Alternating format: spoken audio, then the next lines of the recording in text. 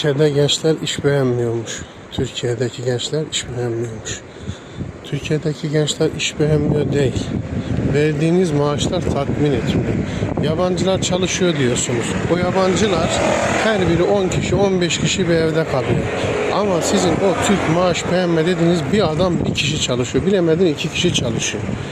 Yani siz konuşurken önce nasıl konuştuğunuza bir dikkat edin. Öyle sizin dediğiniz gibi değil. Yani kimsenin maaş beğenmediği gibi bir lüksü yok. Herkes iş arıyor ama işverenler maaşta 10 bin, 15 bin aşağısına çalıştırmaya çalışıyor.